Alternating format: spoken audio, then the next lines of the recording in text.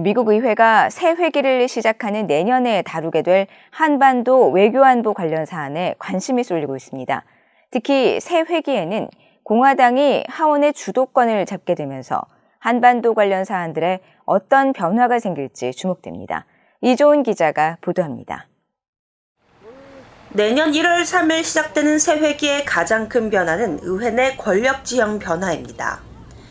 지난달 8일 치러진 중간선거 결과 상원은 민주당이 계속 주도를 하게 됐지만 하원은 공화당이 다수당 지위를 탈환했습니다. 이처럼 의회 내 권력 지형이 바뀌면서 의회는 내년에 바이든 행정부의 대북 접근법에 대한 감독이 더 강화될 전망입니다.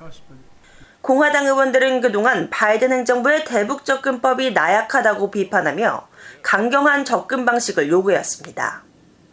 특히 마이클 맥카울 의원이 새 회기에 하원 외교위원장이 되면 청문회 등을 통해 바이든 행정부에 강경한 대북 정책을 요구하는 목소리가 높아질 것으로 예상됩니다.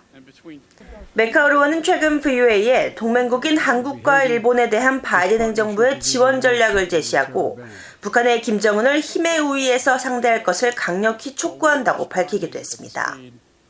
새 회기에는 북한의 미사일 위협에 대응하기 위한 미사일 방어망 강화 움직임도 계속 이어질 전망입니다. 특히 북한의 대륙간 탄도미사일 ICBM 위협에 맞서 괌과 하와이에 대한 미사일 방어 역량을 강화하고 알래스카에 차세대 유격기를 추가 배치하는 방안은 새 회기에도 국방수권 법안 등을 통해 초당적으로 추진될 것으로 보입니다. 또 한국에 대한 확장 억제 강화를 강력히 요구해온 공화당이 다수당이 됨에 따라 하원에서는 북핵 위협 대응 방안으로 한국에 대한 미국의 확장 억제 실행력을 증진해야 한다는 목소리도 더욱 높아질 것으로 예상됩니다. 대북 제재와 관련해 중국의 3자 제재, 즉 세컨더리 제재를 부과해야 한다는 목소리가 초당적으로 높아지고 있는 가운데 새 회기에는 관련 청문회와 법안 등 더 구체적인 움직임이 나올지도 주목됩니다. 특히 대북제재법 제정을 주도해온 민주당의 크리스 벤 홀런 상원 의원이나 북한 문제와 관련해 중국 압박의 중요성을 강조해온 공화당의 영킴 하원 의원이 중국에 대한 세컨더리 제재 부과와 관련한 입법 활동을 추진할 수 있습니다.